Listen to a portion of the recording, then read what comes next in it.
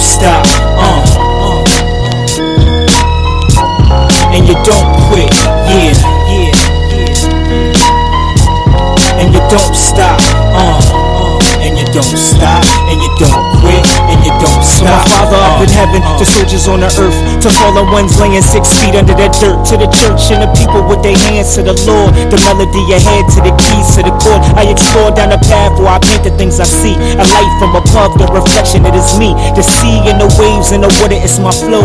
Vital to the streets, when I speak things will grow. Let them know that the word off the book turn to flesh. We need them in this ghetto habitation where I rest. God bless all my family, Manhattan to the A. The victory is given when you see another day. Let us pray for the young bull shot in Chirac.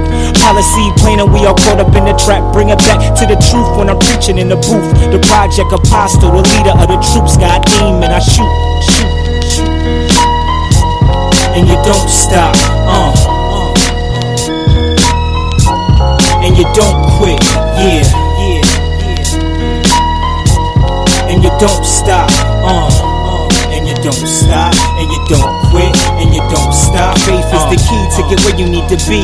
Living in the ghetto, blinded by the things we see. Let it be, cause I trust that he got me this fall. When shots popped off to the crash in the car, leaves low when the wind, trees move in the breeze. A wave that'll flow over all 7 seas. Seeing me is a king that was given all things, a wealth much deeper than a 4-carat ring. So I bring a new thought from the city where I live.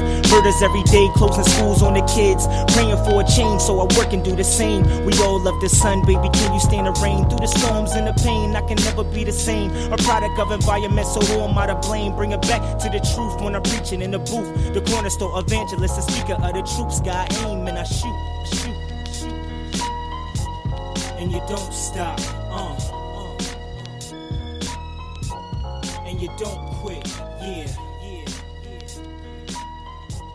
and you don't stop, and you don't stop. Hey y'all, this is the Hood Geniuses podcast, and this is Lady T. And this is Ms. 100, and this is episode 58. Yes, 58, y'all. And on this episode, we have with us a special guest named Authentic. Authentic, could you introduce yourself? Yo, what's going on, y'all? It's your boy, The Authentic. Shout out to both of these crazy hood genius, intelligent psycho. Y'all have no idea how many times we did this before we got started. What up? Let's go. Yeah, we set the tone right from the jump. Yeah, it's all good, yo. Yeah, that's what we do, y'all. Y'all know how we do. Yeah, exactly.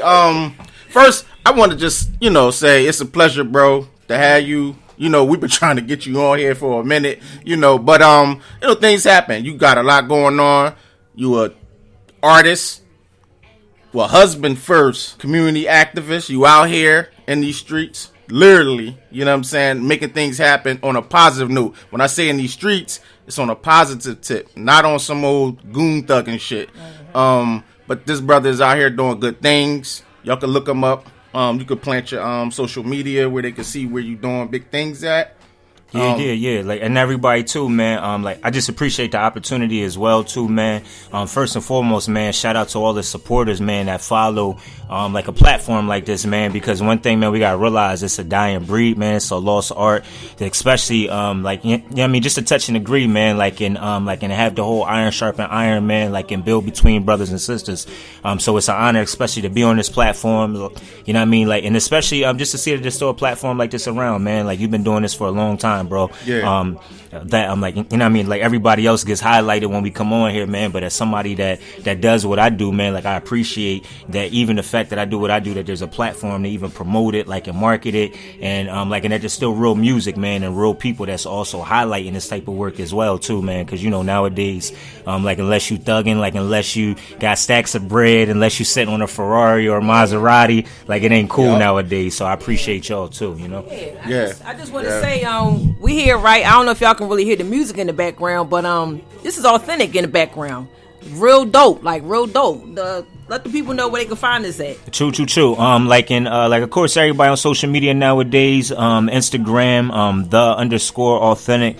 On Twitter, at The Authentic. Also got the Bandcamp set up. That's the move and the way to go to cut the man out so he ain't taking your penny and your chicken. You know what I'm saying?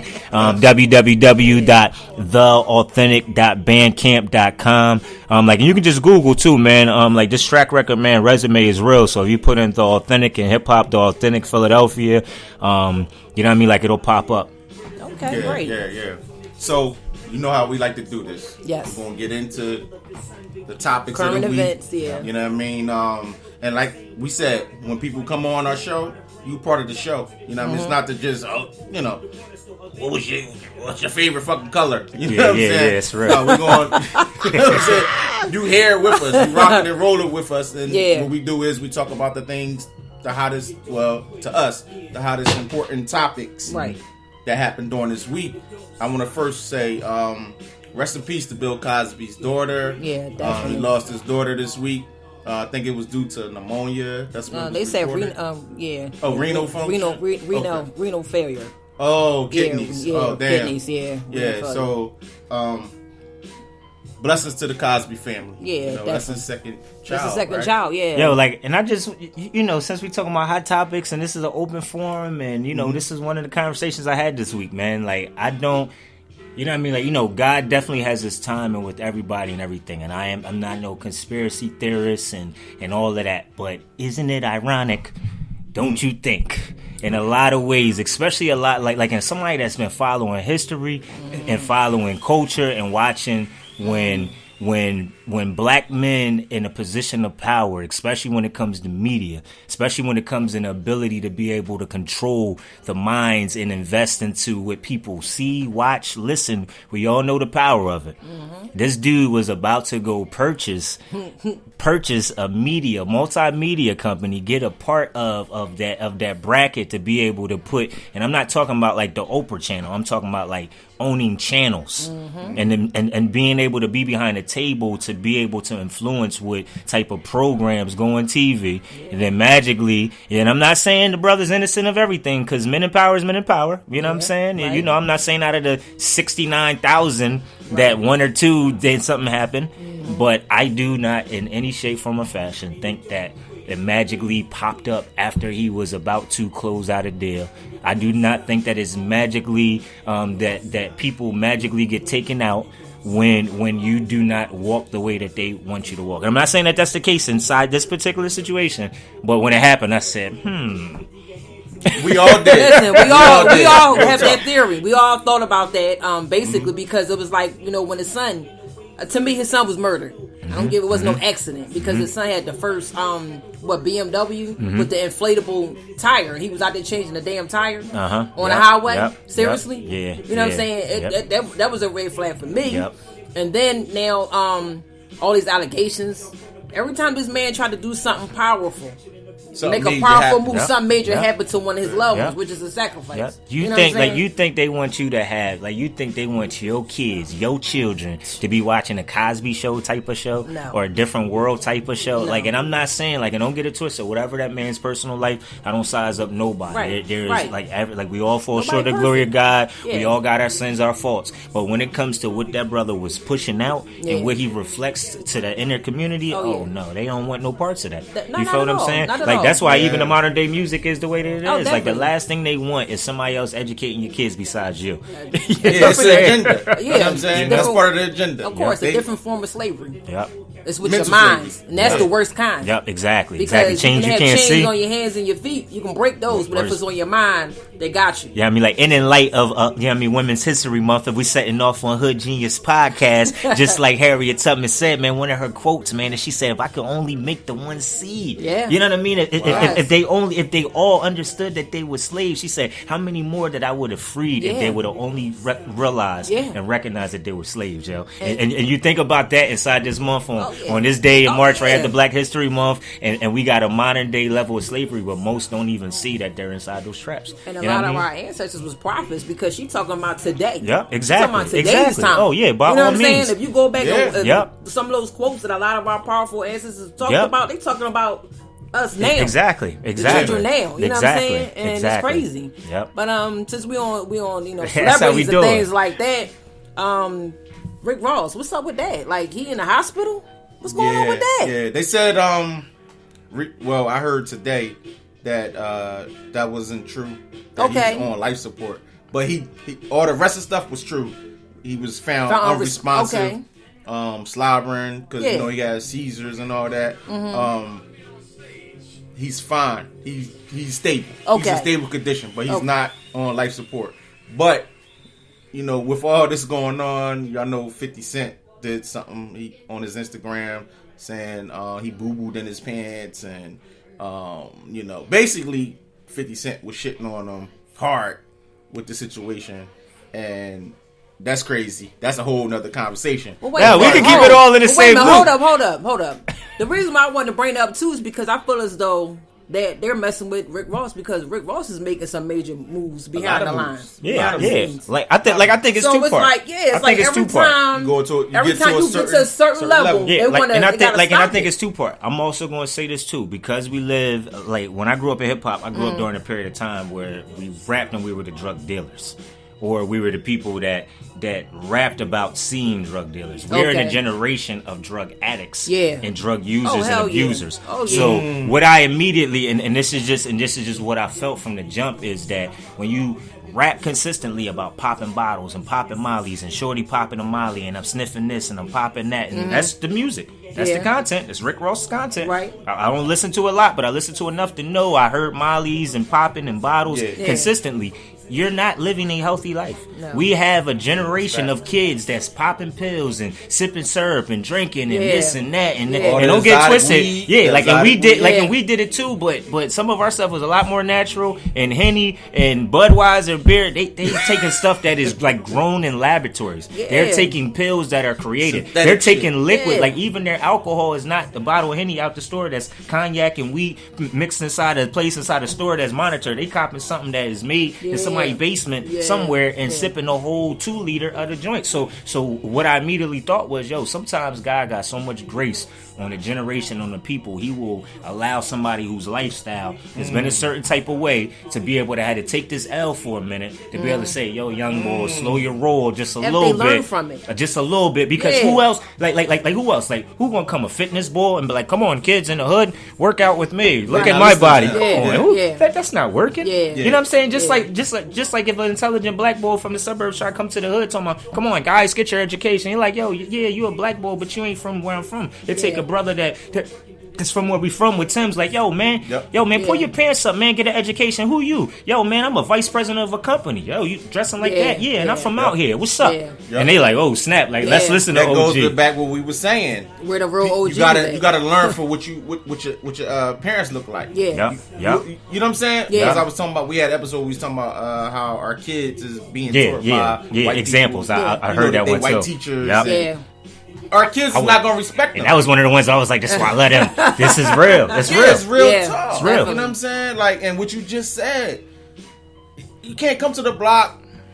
That dude that's in his tights or some shit like that. He don't look like you. You're gonna be like, man, fuck you. I ain't gonna prayerfully, regardless of the reason of how this happened to Rick Ross, even if it's just like, man, being overweight and having my shirt off and thinking that's cool, ain't cool. We lost Pun. Like, we knew not being healthy wasn't cool because of losing Pun. Like, when Pun passed away and he didn't get shot, he didn't get killed, he wasn't set up. It wasn't for no reason but being overweight. That's why we had a generation of dudes that's even subconscious in the back of their mind. Like, even my bro on the way here, bro, what you, my wine stash is low, what you, your beer and wine? He like, I'm good on the beer. And I laugh because I'm like, I'm in that same mindset too. Just because of health. Just because of health. Not because I'm some perfect health buff, but because I've seen throughout my generation, throughout my lessons. So who do the kids have? So my thing was, once I saw it for Rick Ross, regardless of the reason, God, you know what I mean? God touch him, God heal him, God touch his family. Well, I pray that whatever comes out of this, that it's another opportunity for OG and somebody in a position of power to be like,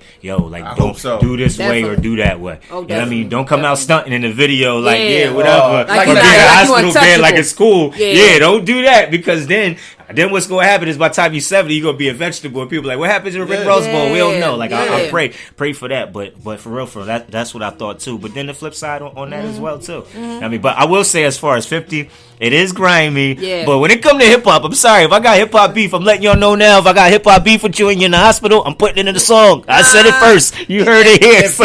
50 and Rick Ross, they got real beef. That's what I'm saying. Like, and 50's 50. Smashed his baby mom or something. And the thing about 50, and the thing thing about beef and the thing about hip hop and just in society, period, yo, be mindful. Don't move off your emotions. When you beef with a dude like 50, I've been listening to 50 since I was in 10th grade. I graduated high school in 98. I'm an OG. I've been listening to 50. I've been listening to 50 since then. He's been out since 1996 and 7. And he's been saying slick stuff to you. He said to Jay-Z, if I shoot you, I'm famous, but if you shoot me, you're brainless, nigga. You said it yourself.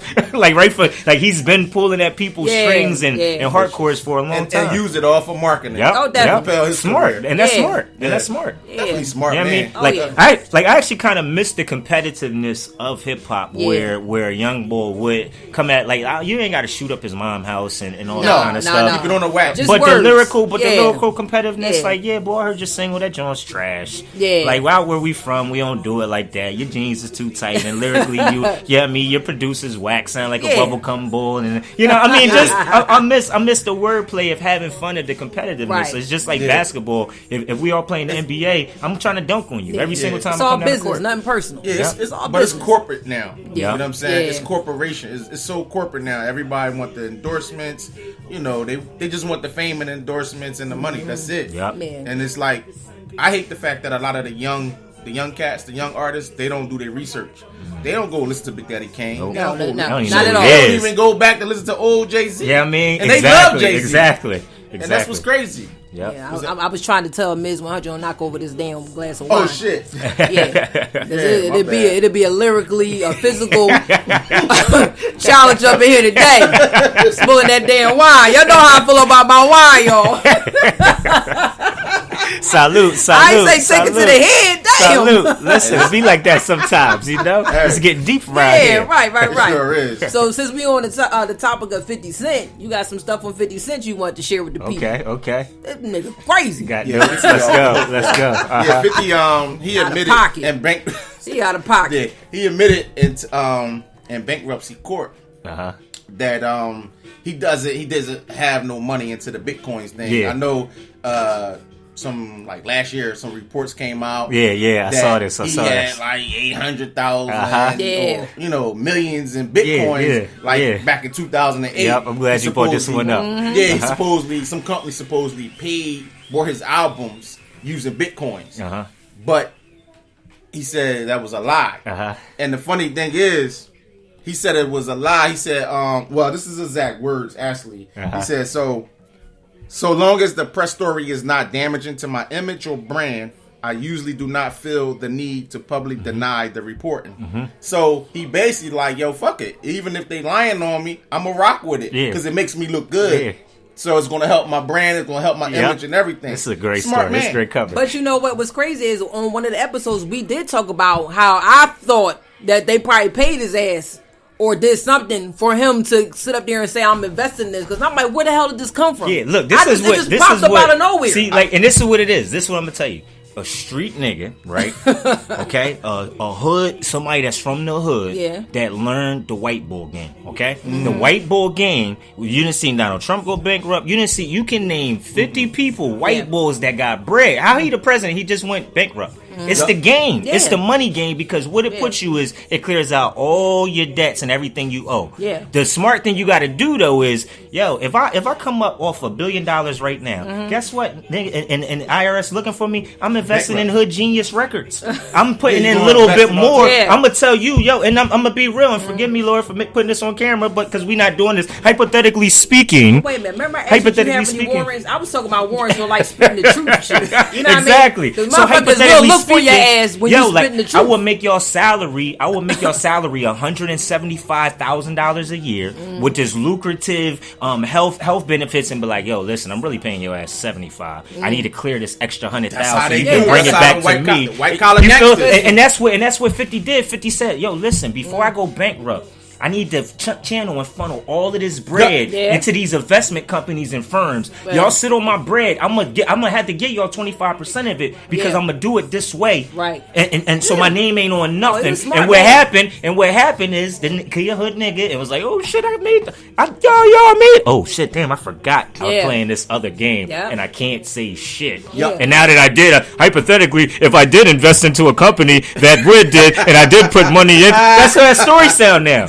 when I first seen it come out and I heard the statement, and then when I read this final statement, which you just quoted, this is why I let it show. This is why I let it show, because I looked into it like, wait, what? Man, this hood nigga is smart. And he slipped up. He ran his mouth. That's what hood niggas do. Exactly. I mean, even in the hood, when you first get a pack, yo, I seen it 1,000 times. Somebody, yo, when we get to a certain amount of bread, be quiet. Can't let niggas know what we got. It's so hard when you get a certain amount of bread and you from nothing. Yep. And then to play this game that's popular right now, like 50 being a hood boy, he played that game with them white boys and even the Jay-Z's. He's not the same type of businessman as a Jay-Z. No. Jay-Z is a lot more clear cut. You know what I mean? Cut cloth. 50 is hood. And that's one thing I do respect about him investing and even having stories like this about his money. Whether it's a lie or not. Like, damn, yo, that's, forgive me for my language, yo, that's gangster. That's somebody that's from the projects that's as ignorant as he is or appears to be is really actually as intelligent as he appears to be. Young boys take notes. So you got a bag of crack. You need to take that crack money investment and put something into something so you can gracefully bow out. Don't take them bullets, though. But you know what I'm saying? Yeah. And listen, and that's why dudes like that go through that. So you be like, don't take 9 shots like me, young boy. All y'all can't make it. Them shots is hot, boy. Yeah, seriously. If you shoot a gun and you put it on your waist, that joint burn. I can't imagine being a receiver on the other end. I'm cool. Listen, all the little gangsters and the motherfuckers that don't really want nothing out of life, send their ass over to Afghanistan. They be alright. Yeah, I mean, like, anywhere, go to Syria. Go to Syria, or patrol your neighborhood. Get the Black Panthers back and have somebody look, y'all as gangsters y'all are. Yeah. Be quiet about it. Yeah, something new. What was that, the Angels? Yep, Guardian Angels back in the day with the red hats and hop on the trains. And, you know what I'm saying? That was back in the day. The real OGs, how we always talk about it, where they at. They scared. They all hived up. They all pilled up, even if you know the history of gangs, though. Oh, definitely. The gangs was created to protect the protect the community from the cops. cops. Definitely. Because the white cops was coming in there tearing up our neighborhoods. Raping the women. So that's why you had Bloods and Crips and all these other different gangs. That was the original.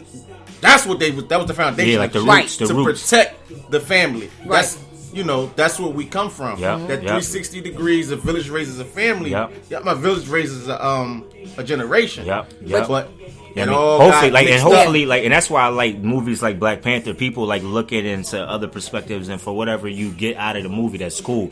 But the thing that stuck out the most to me is that the boy is the king. But when they come to be able to challenge to be the king, you got all these different villages. And every bull from each village was live and had their own skill set. But not everybody needed to be the top dog. Everybody was really a leader within their own thing. So it was you know what I mean? So it was it was little nations within a nation. Approval. Exactly. And it was a bunch of little nations within a nation of people, and that's out of everything. That's what we got to get back to more than anything. Is recognizing yo, man, you got a skill set that I don't have, or you have a resource that I don't have, and if I can bring this to you and you can be able to bring that to me in XYZ. Even with this situation right here, I know we're doing an interview, but I help people as far as sponsorship and as far as marketing and as far as, you feel what I'm saying, as far as tabling and events, and as much as I appreciate, you feel what I'm saying, being able to do an interview and promote my music, but on the flip side, I got to throw alley back to y'all to be able to say, yo, when I come across sponsorship opportunities, I don't care if it's somebody that only got $150 a month, if that's going to benefit y'all, you know what I mean? Hey, just once in a while, every 4, 5, 6 months, make sure you know what I mean, get a brother shout out. But that's the way that we're supposed to be able to work. Yo, listen, Molly G, I got this situation, bro. You know what I mean? They got this paper, to be able, they just want you to be able to do an ad for 30 seconds. You feel what I'm saying? Once a week, you know what I mean? We don't have that type of situation, or that type of culture, or that type of neighborhood or environment. We barely know the people that we live next door to nowadays. You feel what I'm saying? The old that there's a grandma that lives next door. Her grandson's locked up. It was a young boy I know around the way. When I got extra milk, I make sure that grandma got milk and bread, to the point that she bold enough to ring on my doorbell to know. When she don't got it, she knows she can ring on the doorbell. And I'm not saying that's a lot. You feel what I'm saying? Not saying that's a lot, but there's 5 to 10 situations in my life that's the same, and imagine if every single person that we know is the same exact way. I help 10 people with one small thing, and even being able to do that and to be able to create our neighborhoods back to that situation, we'd be unstoppable. You know what I mean? Definitely. But it's nigga, I got mine, you better go get yours. You know what I'm saying? We don't look out for each other no more. You don't look out, and it's the respect. Crabs in the barrel. Yeah, pretty much. Basically, I remember growing up where if somebody on the block would shoulder they rent, my grandma and them, and they would have selling Rent parties. parties. You know, Yep. liquor and selling food and stuff, and that money would go towards that person to help them with rent. Fish Somebody fry. shouldering you. There you go. All kind of food. Yep. You know what I'm saying? And you know, basically, you know, if somebody was a bill, lights got called, gas, something, it was always something being thrown to help that person out. Yeah. It's like, and that's the church. And that's the church. Back to that village. Yep. Raises generation. Yeah, definitely. Yep. Definitely. And that's honestly, even with the whole definition and the structure of church in general is supposed to be. It's not even about the building per se. It's Right. about the people, like Yep. coming together and people. being one. And when you're like that, you're like a representation of God. Yeah. If you like that, then you feel what I'm saying. The Lord Yeah. is like, you ain't got to call on me all the time. Exactly. Y'all hear me? Like I gave all of y'all the skill sets and the gifts and the resources to be able to take care of each other. I always had a problem with that coming up because I came up in church and it just made me sick on my stomach because it's like I remember hearing sometimes before my mom and my grandma opened their eyes that they were struggling like with tithe and bills. Now as a child, like, well, shit, we gonna eat, right? Yep. You know what I'm saying? Because pastor driving every time Yep. I turn around, he got a new car. Yep. See, and that's His exactly his why. wife sharp as shit. Yeah, I mean, like, and that's You know what I'm exactly saying? why I feel like that. I'm like, and as somebody that's from the streets, and as I grow, that's why I feel like God took somebody like me out of the streets and put him more involved in the church. Because it's somebody that didn't grow, somebody that grew up in the streets and is used to having an iron extension cord from one house to another. And then when I got in church and I didn't see that same thing, I'm like, oh nah,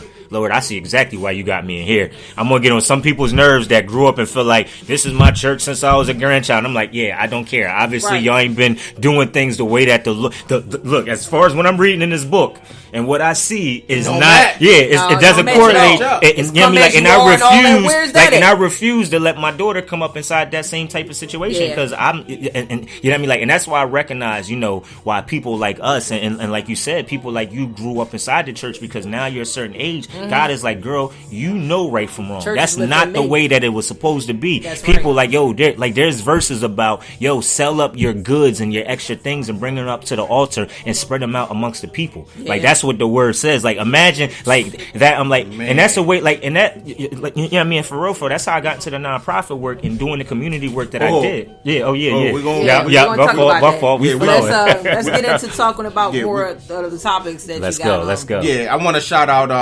I came across this So I article. love this hood You know what I'm genius, talking baby. about. I want to shout out Melissa Harville LeBron. She's the first black woman to own a NASCAR team, and the dopest thing about this is she started an entertainment company, and she took her sons to NASCAR one time. They became big fans of it, and she has two sons. I think they twins or they're close in age or whatever. So her sons liked it so much, and she liked it so much, they just would frequently go to the events. But she started to notice there ain't enough of us there. You know what I'm saying? That's involved in NASCAR, whether that's ownership, drivers, just everything. Like, You know, and it's a major sport. Yeah. and it's major. Yeah. So she eventually invested her money into creating her own NASCAR team, and now Women's History Month. Yeah. Hood genius. exactly. Damn.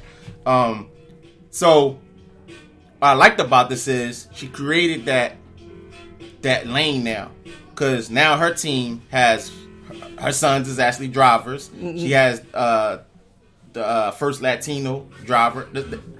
They all on her team, and she's employing people of color. You know what I'm saying? So majorly shout out her again, Melissa Harville LeBron. Her entertainment company is E2. No, I'm sorry. The actually NASCAR team is E2 Northeast Motorsports, and it's under her umbrella company, Stone Enterprises. That, So- like, and just to add on to that too, Nice. like, I don't know if y'all saw, like, a brother came in second place in a Daytona 500. Damn. Like, and that was just last week or major. 2 weeks ago. So, That's major. so I'm not sure if that's one of the brothers that's on her team. But when I saw that, you know what I mean? Like, and this dude, I mean, like, as somebody, you know, that's been, like, I'm a huge sports head, man. And I Okay. travel a lot as being a hip hop artist. And when you go down south, man, and when you go to a lot of other places, man, people got NASCAR jackets and NASCAR hats, like Wow. they sports teams. Like, Wow, when, you know okay. what I mean? When you go to North Carolina and South Carolina and Tennessee Yeah. and you know what I mean, Alabama and those type of states, like, people are NASCAR fans. Like, and when you think about it, like, Alabama doesn't have like an NFL team. No. You know what I'm saying? They got the Alabama Right. Crimson Tide, so that's like so. Especially like when you talk about trailer park, like and you talk about like like lower middle class and middle class down south and in the Midwest, like race car is the thing. So that's major, especially for a sister to be able to tap into that market. Some people don't even watch NFL football because they watch cars. You feel what I'm saying? Going around in that speed. You know what I mean? Like we've been seeing toys and everything getting sold. So to see a brother be coming in second place is crazy, and to have a sister own is major. Yeah, that's major. That's a genius. Man. I mean, like, y'all see I keep hashtagging that on the road. Hey, listen, you don't got no problems with that. Take that. Yeah, and I definitely want your opinion on this because you heavily into the community and the politics and stuff like that. For those who don't know, Stacey Dash is running for Congress, a seat in Congress. Hold up. Why even mention her on Hood Geniuses? Hey, it's so good. Make them aware. You know I gotta interrupt and say my little smart shit. But go ahead, carry on. Continue. I know you're gonna go in on that. Yeah, I am. I can't wait. Yeah. So this is the funny thing: the congressional districts that she's actually running for. Well, two of them are Compton and Watts, and y'all heard what I said. Compton and Watts are two of the districts. I thought the music stopped playing. Needing votes from. She's gonna need votes from those. I'm just gonna mention them two districts. Yep. So, yep. What's your opinion on that, yo? I'll let you go first, Authentic. I mean, like, I think, like, and it's funny that you mentioned those two districts. The only reason why she thinks that she can run and win inside them two districts is because she thinks that y'all are going to go out to vote. And traditionally, historically, we haven't gone to vote, i.e. Trump's in office. Yeah. I seen it. As somebody being boots on the ground, voting is not important to us. Even though that's the person that when that light bill come every month, guess what? Somebody signed that into legislation or took away a grant or funding available for that. When your kid's school get closed and you can't just drop them off around the corner, now you got to waste a half an hour to drop them off all the way downtown, or they got to get on the train, or their uniform is $85 for the shirt and $95 for the pants because you let the school get closed around the corner because you didn't vote for the city council person. All that is why somebody like Stacey Dash is running for office, because we don't care. Like, and we not paying attention. We don't understand the importance. If we got a problem, Compton and Watts. I mean, I know somebody out there is about to run against her just to be in a debate to talk slick and pull her card. Like, you have the ability to do that. I don't care if it's one hustling boy that put money behind his cousin that went to law school, make her run just to be able to debate her to take votes off the table from somebody like that and put a good candidate out. We like for real, like, instead of even caring about somebody that's as reckless or foolish as her going out, let's start putting intelligent candidates and really coming together and saying, okay, all of us ain't got to run, all of us ain't qualified, so out of us three, let's sit down and figure out which one of us we should all come behind, and which one's going to be the vice president, which one's going to be the director of marketing. You feel what I'm saying? I like that. Smart. Wakanda. It's coming together, collective thoughts. You know what I'm saying? You know what I mean? Like, when people like that run, we should be like Compton and Watts should be coming together. Like, our bet, like, we should, out of both hoods, let's find our both candidates, our best candidate, and then we'll sit down between them two and put that person out. And whoever runs that district should be from Compton or Watts. We got enough votes. There's enough of us inside the hood. We mobilize. Come on. I don't care if it's a rapper. I'd rather see it. You know what I mean? I'd rather see what's the boy that's like Snoop. My man.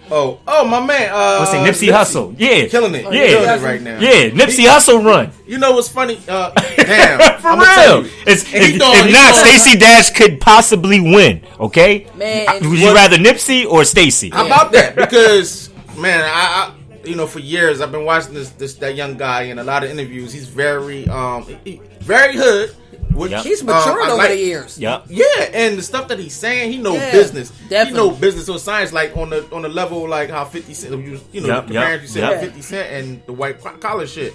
And Nipsey is doing some good things for he from Compton. Yeah. And I was listening to his album, came out last week, and I'm like, somebody said, I saw you posted it. Like that's something else too, Regina. Just a quick pause, man. When you post stuff, dudes like me will go listen to it. Like, man, if he posted, let me see what that joint talking about. For real, because I ain't going to listen to everybody joint. Right. So when I see certain OGs that I know have a certain ear, and they post it and say, "Yo, I heard this joint," I'm like, all right, let me give it a run. So that's important. But go ahead. You listened to the album last week, and somebody was saying like, it was like, damn, Nipsey actually put out like the hood version to 444. You know, Jay was talking some stuff on that 444 album, so it was like, damn, Nipsey, he's talking it, but for the young culture. You know what I'm saying? The stuff he's talking. Like, and that was my only gripe about everybody's overexcitement about the 444, and I said it. I said overexcitement. If you was overexcited, I said it. I've been listening to Nas since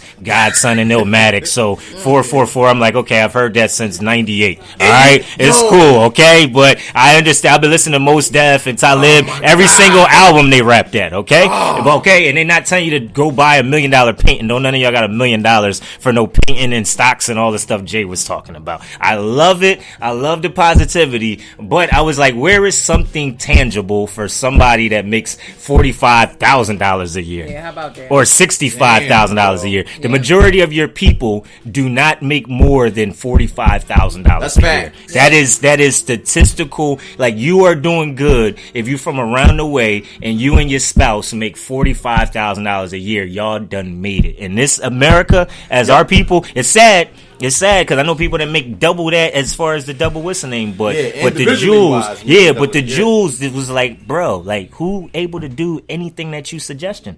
They don't even get to eat or be able to, you feel what I'm saying, be able to get in the ciphers that you're even talking about. Like, where's the first steps of where you started at? Like, talk about the joint venture deal that you started getting that was a collective, a bargaining agreement with another company that invested in you, and you were able to take that bread and grow. And that's why I like what you said about Nipsey. Yeah, and it's I'm glad you brought that up about Jay-Z and that 4/4 album and how he was talking, because, you know, I love, you know, I like to say the most def or / common version of Jay-Z, you know, with all those introspective lyrics and inspirational lyrics or whatever. But with that being said, he put that out and all that, then like what? Months later, your ticket for your show is $300. Yeah, we was talking about. It was one joint that was $6. Yeah, there was $6 somewhere. Come on, bro. Yeah, like I had one of my young boys. Salary, you know what I'm saying? Yeah, like one of my young boys was like 15, man. Like, cause you know, like mentoring and being around kids, man. One of these young boys is 15 on social media, going crazy about, yo, if anybody can help me get a ticket, I'm trying to raise $400 to see and I'm just like, this boy about to spend school bread, you know what I'm saying? Sneaker money, his tokens, and like for real, like I wouldn't have knocked. Like, you can charge that, right? But just throw alley-oops too. Like, make sure, like, a whole certain row. Like, yo, I made sure this high school and that college or university leaves here. Cool. Like, he coming as well, too. Yeah, but just make sure, quiet, you know, because we recording as well. Check, we recording live. Engineer just came in the building as well to the record.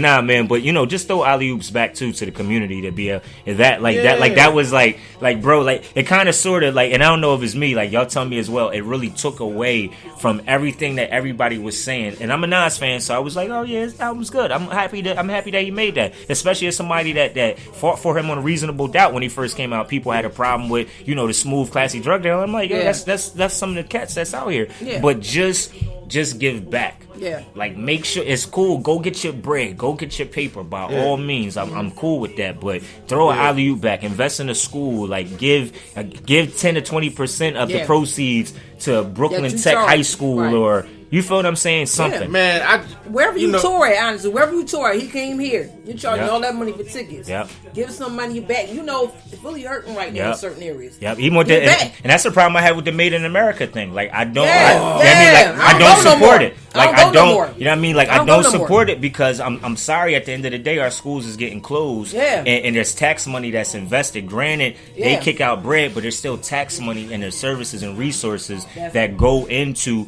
putting that concert together. That's taken away from services and research. I don't know about y'all driving the hood and pothole like, like man, that's $25, $35 to cover that pothole. Like, you know what I mean? That could be a single mom going over that joint and she can't afford to be replacing that $35 tire and that axle. I mean, I don't know. Like, you know what I mean? Like, I look about dollars and cents, like in politics, like in money that's invested inside that way, because that's the reality of it. You know what I'm saying? You don't think about it. Yo. Well, you know, we're gonna seg right into Jay-Z. Seg right into Jay-Z got a new song out. Well, DJ Khaled put a new song out. Khaled, called Top Off, featuring Jay-Z, Future, and Beyonce. I don't know if y'all heard. Well, I'll let you hear it last night. And just to piggyback off what you were saying with the 4/4 album, like he was, you know, he was talking that talk, you know. But damn, then you come back with the shit he talking on. Now he gangster Jay. He talking about knocking people off. And that's I respect them as a power couple and as a power unit. Like, and I honestly respect everybody. Like, I can see there's things like, you know, like I have zero love for Hitler, but I can, you know what I mean? But I can respect how he was able to manipulate and take politics, take over a vote, take over a country, and convince enough people to start taking over the world. Like that. If you are that organized, that is at least something I could see within you, where it's like, all right, there's an attribute to you. So I respect, especially seeing a black couple and a family and a unit together. You don't see that. But I'm just like, when are y'all going to grow up? I'm just like, you, like, as somebody that grew up watching Beyonce since Destiny's Child, I'm like, you was more mature and classy when you was a little girl. Now you a grown woman, a wife, and a mom. Like ratchet songs. You became Nicki Minaj. Nicki Minaj don't got no songs out no more because you rap like her now. And I'm not, you know what I mean? Like, and even Jay, as somebody that grew up as a Nas fan, like Jay, like we said, it's a real life day and time. Like, even a couple years, and I've been feeling like this about Jay for a while, and I love Jay, I respect Jay. You know what I'm saying? I love him so much. The Takeover, I think, is a good song, and I'm a Nas fan. All right, Takeover is an amazing song. And I hated it. Yeah, exactly, because how good it was. But when are you going to like talk about, young boys? Like, I'm a businessman, I'm a husband, I'm a father. Like, I'm not on nobody's block. I'm not at nobody's Chinese store. I'm so wealthy, I don't even have to talk about murking somebody because I'm so wealthy. If I wanted somebody clipped, I can write it on a napkin and burn the napkin and pay what, and they don't even got to ask for a price tag because of how wealthy I am. They can tell me whatever amount they want to after the job is done, and they know I can cover the check. That's gangster. Yeah, I ain't got to talk about it. I just want to say, in the song that we're talking about, Beyonce actually talking about free Meek at the end. Like, you know what I'm saying? And it's just like and I definitely understand what you're saying, but for him to say all that, you know, I was asking you, do you have any warrants? So they be looking for his ass too. He had warrants on him because he's actually telling the truth. He's preaching to the youth and actually trying to get them together. They don't want that. That's you know what I'm saying? So that's the automatic shutdown. He'll lose everything. Real. That's real. Kids will start popping up, missing, some dying mysteriously. You know what I'm saying? So it's a sacrifice that you take.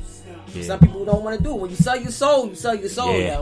Like, so, and that's a real thing. Like, and people don't realize, even with the industry, man, like that whole sell your soul thing is a real life thing. That shit is real. That shit is real. It's a very real thing in corporate America and everything, man. To climb up the chain and, you know what I mean, climb up the ladder, man. Biggie said it. More money, more problems. He wasn't just talking about, you know what I'm saying, because, you know, people be hating on him. He talking about that stuff up there, but you had to put it in a certain way, like just like Prodigy, Illuminati pulling my soul in my body, secret society trying to keep their eye on me. And Prodigy, and you see, he came up missing after his last album. Like you see, Prodigy did a right before Prodigy passed, Prodigy put out a documentary, and actually stays on topic because Where's Bon Jay was in there a lot, and one of the main topics of the documentary was Jay-Z and him having like, he put out a documentary. I ain't know that, bro. About YouTube?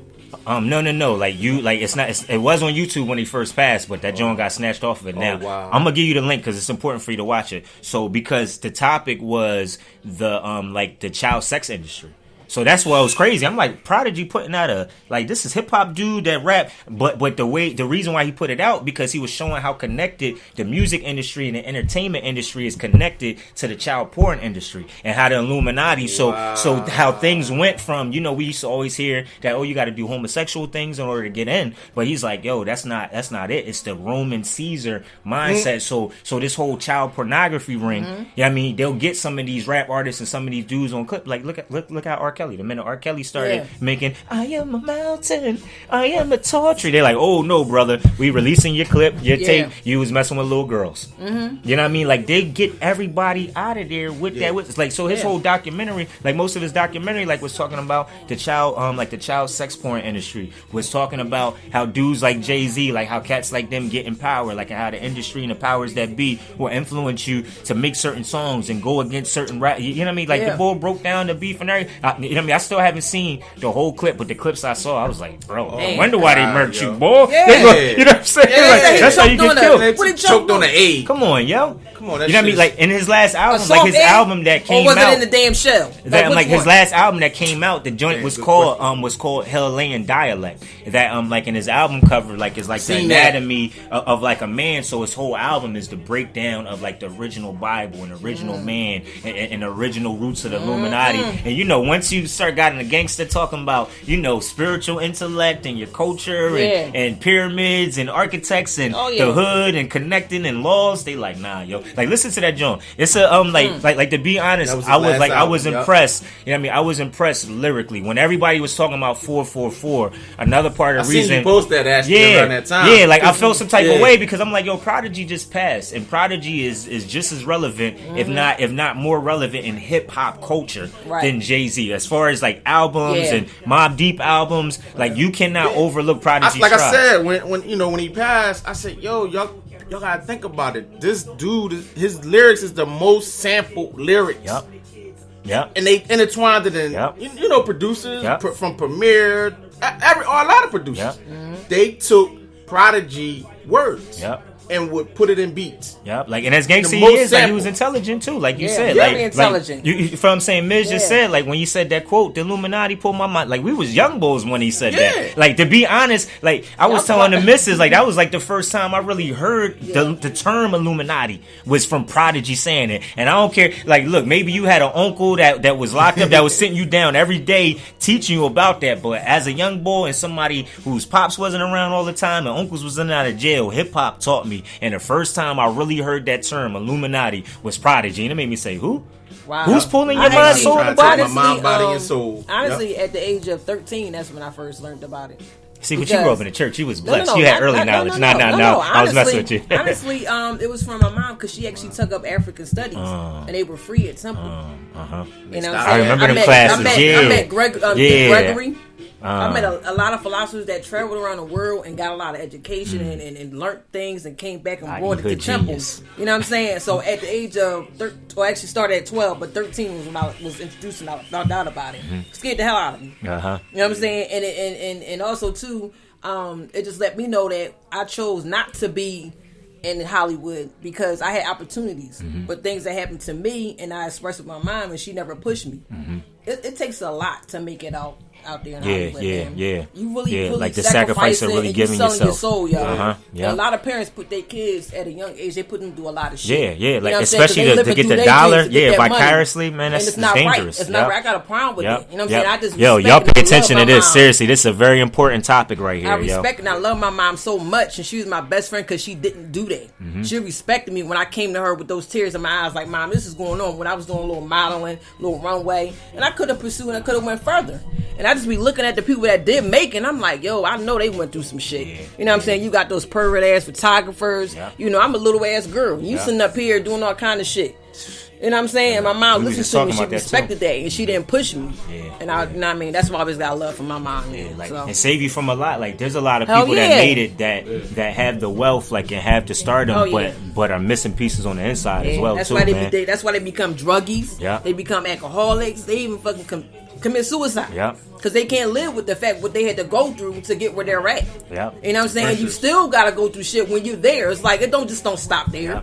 They come at your kids. You know what I'm saying? Don't have no family. And you even see now, like, look at how many stars are in and out of rehab. How many people got like sexual allegations, like, and sexual assaults. Like, a lot of them same dude, like, even some of the dudes, man, been touched before they became famous, and you know what I mean? Like, and they reciprocate that same thing. You know what I mean? What the OG said, Quincy Jones. Well, I ain't see that yet. Like, I heard about it. He ignorant. Like, I heard about it. He ignorant. He 84. He don't give a shit. He don't care. He was blatantly asked questions about certain people in entertainment. And he just let it go. He said, my best friend was Marlon Brando. He Yeah, he would fuck a mailbox. He said, man, he had sex with Marvin Gaye, Richard Pryor, and what was the other person? He named somebody else. Oh, okay, yeah. So that's when the Richard Pryor, James Baldwin. Yeah, he named James Baldwin. But that was obvious with James Baldwin. Yeah, Like yeah. Stevie Wonder could see that mother. You know what I'm saying? But it's just like he put it out there. But it's just funny though. Man. Like he was talking about all these people that he had connections with, and it was in his studio or his house doing it. He should have known the Beatles. Yeah, in his house. Michael He Jackson. should have known Michael Jackson. And my whole thing is, you stood a ball that you wanted to fuck Tupac. Yep. You know what I'm saying? Yep. Yeah, like I said, so if I you've was been, that like, interviewer, you've been part of that. Like that. Yeah, like okay, and I you would've brought that up. part of that. Like You was part of it. you're the master of the cultures. Yeah. Like you're the you like for real let's talk it. Like we from a different culture. He's the Black Hugh Hefner. Like think about think about that era and that culture. Yeah. Who was? It couldn't have been Bill Cosby because Bill Cosby was the star. Yeah. Like Quincy Jones was in a position of power. Yeah. Hugh Hefner was in a position of power. They were the executive producers. We all know even the rumors about Michael as a young boy get touched. We heard that about Quincy since back then. Yeah. Like we knew about the parties and the chicks, and he was the Black Hugh Hefner. So I'm not shocked in no shape, form, or fashion. What's corny though is you talking about the people like you wasn't the person that like here take an extra drink, Marvin, talk here, look here, Marvin. Like you wasn't the person secretly with the camera. Like now I got this clip of y'all. You gonna sing this? You gonna sing what's going on for me? Exactly. I mean, like you gonna write this song for Michael. You going to like we know like yo powers that be, especially in that especially in that industry and Illuminati, they evil, all put man. you They evil. they it put don't you matter something. what color you are. Yep. They fucking evil. It's You be about that black, green. it don't matter. It's all about the green. That's why they say money is the root to all evil. Make you do some crazy shit. Yeah. I want to we getting deep, man. bring this up. I mean, church passed the plate around this joint. We get serious. Yeah, we gonna have some warrants out on our ass soon. I want to bring this up. We always like to highlight some Netflix new shows or Netflix. Let me bring it up. Cause me and my girl on Twitter, what you on to it? I'm in my little, what's the ball? let 'em know. What's the ball for me, guy? Got some popsicles in my basement. Martin Purvis. You know we silly. Yeah. Yeah, we do that. You know what I'm saying? And a show that we both watched, Ms. 109, was called 7 Seconds. When I tell you that had me emotionally, I just saw the cover. Yo, check it out. Regina King. Okay. Regina King was in it. Yo, And I saw hell of the an highlights. actress. Yo, she is a hell of an actress. Like, go check it out. It's if you can. so real To that, today's time. I mean, it's everything. It's all the elements of everything that's going on in our community, the urban community, the political ring, the police stuff. Everything is there. Yeah. The racism. I don't Stereotype. want to talk too much about it because you didn't see it yet. I'm gonna on watch that episode joint today. 3 though. Yes, Okay. we're gonna be hooked Okay. now. Yeah. We're gonna be hooked. No. Like, and it's so funny that you brought her up. Like, and that's why I love the show. All these topics that y'all bring out are things I talked about within the last week or two. So I'm like, I'm very knowledgeable about this particular topic, you guys. But yeah, no, like we were just talking about like how much Regina King's career is overlooked, and how much work she's put in throughout her time. Because I just watched a movie that was about a black church pastor and a mom passed away, and one of the daughters is Ghost's wife from Power, and I'm like, wow, I never even saw this. This is a good cast. This is a good and it was a real and it was a real story. And but the reason why I'm gonna find out for it. I'm gonna find out and I'm gonna send it before the episode's over. But the reason why I watched it because I saw that Regina King helped write it and direct it. So I'm like, Regina King? I'm like, yeah. So when I watched the movie, but I got to the end, I'm like, yo, this joint was alright. And I was like, yo. So when I saw the 7 seconds highlights and previews, I immediately was like, yo, this joint gotta be alright because people don't even know about the stuff that she's been doing, you know what I mean, over the course of years. Like, but we like where this going, and here it goes back again about what we're sold and what we're fed. Like we highlight all it. Like we have these fake celebrities and stars. They got and I'm not disrespecting nobody that's Kim Kardashian fan. I'm not disrespecting Kim Kardashian, Kanye. I don't want no problems. But if you want lyrical beef, let's get it. But that's another topic. But the point that I'm making is we lift up these people, but you got queens, and I'm gonna call it like it. Queens of people like Regina King putting out good content and good shows, and they not lifted up and supported. You got Empire glorified, and I'm not knocking none of the people involved in it, but shows like that you know what I mean, picture certain type of, I'm cool on you know that. what I mean, illusion of our people, and they don't educate cool at all. But you know, the saying goes is that when you want to put out something positive and something empowering to help us and bring us together and unite us, it's not going to be glorified. The fake shit is. Yeah, like you said, they ain't got no warrants. No, see, I'm picking up on the warrant thing. You see that, right? I'm picking up. I'm picking up. I'm taking notes. I'm taking notes, though. You know what I mean? We ain't got any warrants. We ain't halfway through the show and I picked up that Hood Genius, trending topic, baby. Yeah, that's what I mean by that. I ain't want you to be like, damn, how you got any warrants? And I'm like, I do. You wasn't catch on. I'm like, I had them, but I do. I'm with you. That's what I mean by that. So if you ain't got no warrants, you know what I mean, for you, like if you ain't got no warrants on you, I don't want to talk to you. Whoop, whoop. That means you ain't talking about shit. You Yeah, can't keep me mentally stable. Stimulated is important. There You know what I mean? There you go. There you go. I know it's an S word because you know Lady T about the name up. She tee off on the word real quick. All right, this is the last thing I want to bring up before we get into the interview, right? Mm-hmm. And I love this one. I just came across this one today. I ain't get a chance to tell you this one. BT is putting out, well, they actually have put out a Black Panther 6-episode cartoon. Oh, that's based on the movie. Okay, it's 6 episodes. Okay, this is BET. Now, who owns BET? Shout out Cal. Damn, Cal. Shout out my bro, Mikkel. He the one. Yeah. Why? Okay. I know he gonna kill me for that, for fucking his name up. But let me get that's my bro right here. Got you. Let me use again. Okay. Shout out my bro Kel. He sent me the link to that BET with the Black Panther cartoon based on the movie. Okay.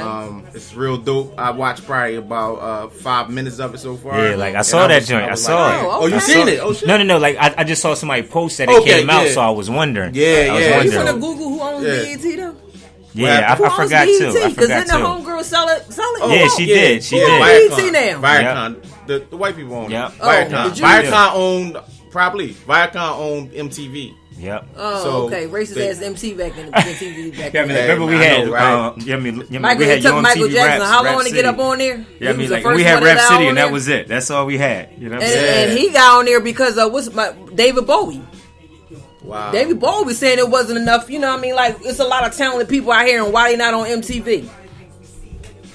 Damn. Yeah, I was a fan of David Bowie. Call it. I was a fan of David Bowie, and I ain't gonna hold you. Yeah, I mean, like my thing is though, even with the cartoon, like, and I'm not knocking it, and I support it. Like my thing is as a comic book boy, like somebody like we grew up during the era of comic books. Yeah. Like Black Panther been out. So for everybody to be just now riding this wave, like Black Panther ain't been out on a comic book, like we should have been supporting it. Yeah, you feel what I'm saying? Right. Like even like with the like you know, and I respect the people that's like, yeah, we got our first black superhero. This ain't our first black superhero with a movie. Blade's from Spider-Man. He Marvel too. Yeah, I mean, granted, and we should have supported that even more because the Marvel banner wasn't behind it. You know what I'm saying? So you know what they did. You know what they did. You know it's good that you brought that up because. Shit, they said Blade saved Marvel. Yeah, he did. You know what I'm saying? You know, Wesley Snipes, right? Yeah. But who they had play Blade, you saw what they did to Wesley Snipes. Painting him as this bad person, like owing taxes and a woman beat and all that shit. But that's exactly why we just talked about earlier. Your kids will come up. Your kids will come up missing, or we lock you up. You know what I'm saying? Mental change, tax evasion. Look at Mike Vick with the dog joint, and I'm not saying Mike Vick didn't have homies. But you know how many of them do that though? I was so mad about that situation. No, like you know how many of us get money and we leave a house for a cousin or uncle somewhere, and we barely at that crib, and what goes on there and got. Come on, I wasn't at that house. That house is in my name. That was but corny. They got him out. He was a high player NFL player. He was trying to do some major things too, but they had to sit his ass down. Hold up though, that shit was. I know you probably know what I'm about to say, because you kind of brought up some of it. Yeah. They thought Vic, they was trying to tie him to some major drug shit. Yeah. So the whole thing is, when they got up there, they didn't find no nothing, drugs. no drugs. They didn't find no drugs. They said he was a major transporter to the whole Norfolk Bay area. They had him under investigation and everything. Like ain't find nothing. Like Authentic said, his cuz was up there. Yeah, he had some heavyweights up there. But it's just that day that they went, they got the tips. And they were so pissed the fuck off. Right. They're like, man, fuck that. We got connecting all this to him. It's yours. You know, they found all that shit. I'm not condoning the killing of dogs and all that shit. But I got my that's a southern thing. Yep. And it's even up north thing. And it's up north thing. Shout out to some family I got. Like that is a culture.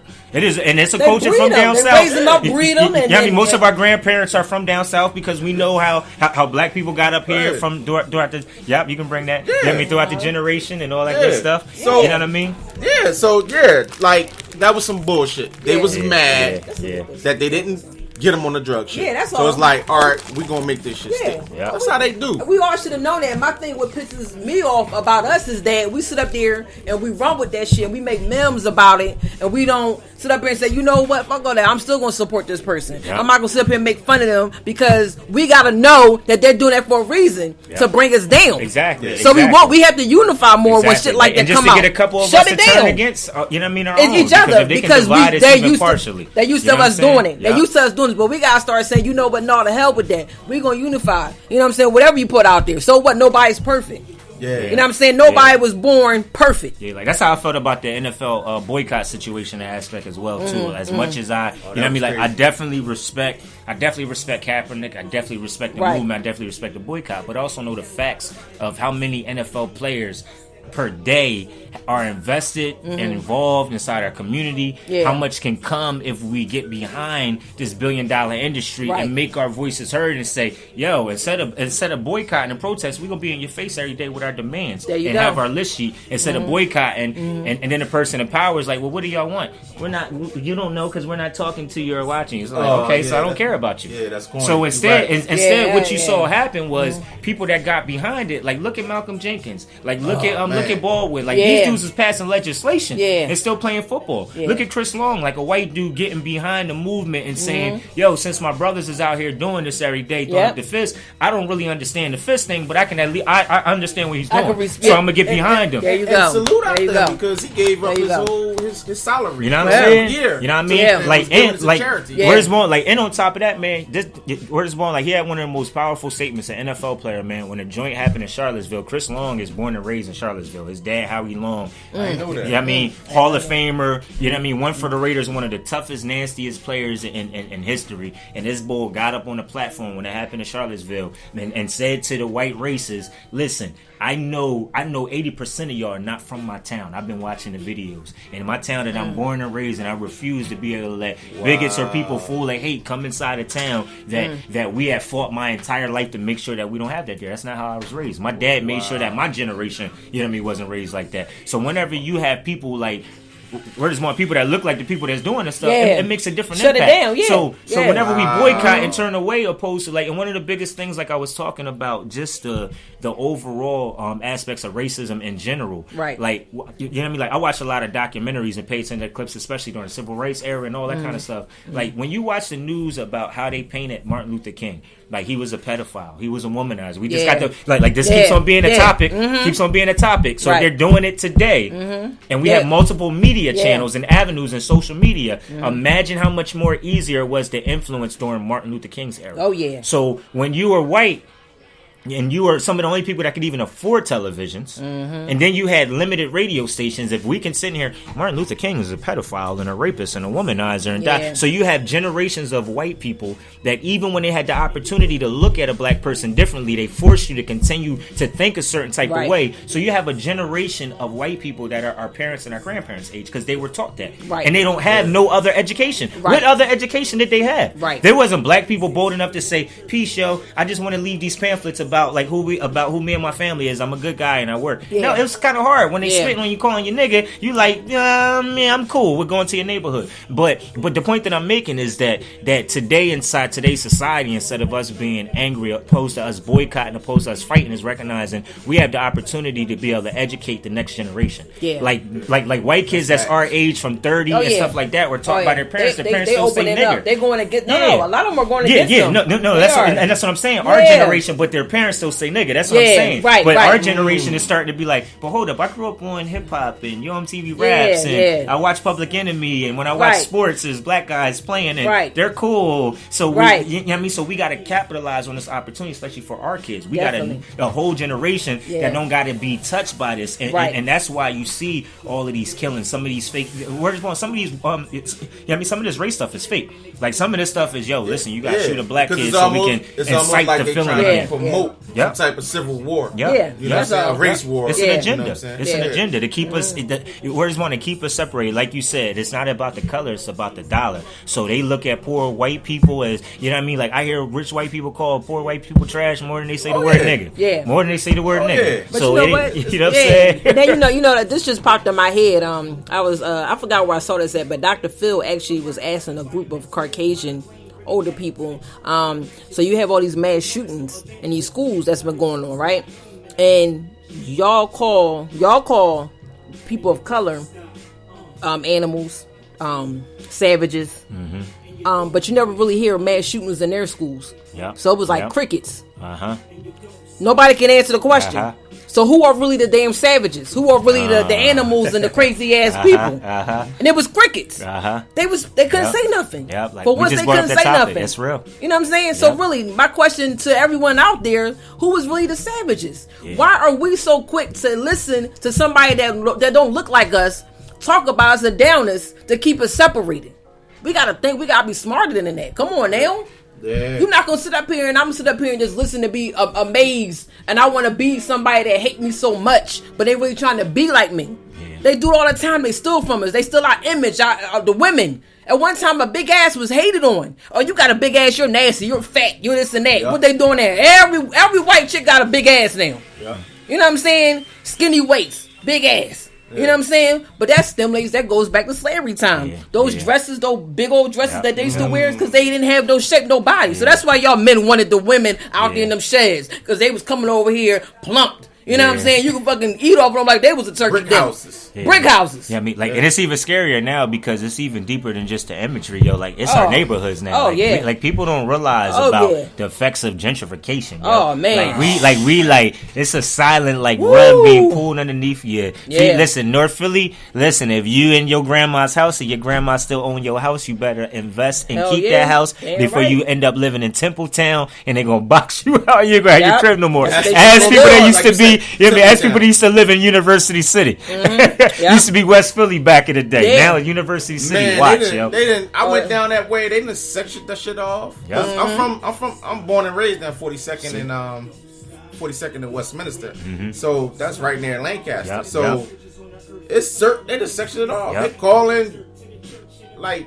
It's crazy, yo. Yeah, like you come out your house like in a Drexel bike cop will lock you up. Like, yo, you in University City. Like, nigga, I ain't listen. You know, Philadelphia. Look, we have jurisdiction here. It's University City. Yeah. I'm telling y'all, like, and that's the dangers of it, even from a political and authority and police perspective. That's why y'all got to pay attention. Yeah. Because word is more, even legally, man, you gonna be able to get ran up and searched by a bike cop, and you like, you know what I mean, you arguing with the bull, he gonna be able to pull out on you because he really had legal jurisdiction to search you. You know what I mean? Walking in North Philly or walking in University City or Templetown or whatever that section is called. Word is more, like, you even see it now, even with like Philadelphia University, like in Jefferson and stuff like that, up like Henry Ave and Ridge Ave, and I'm telling you, man, like that's why we gotta be smart and invest and you know what I mean, spend your money properly, yo. Good genius. Trending topic. We live on the air. Let's go, baby. Start investing y'all income tax in something that's going to definitely double or triple, because you know, buying the latest outfit or the latest Jordans and shit like that. You know what I'm saying? I know people. Stop getting all them sales sneakers at Olympia Sports. Listen, it's sad, and I'm not trying to talk down nobody, but the shit is sad, and sometimes people need to hear the truth.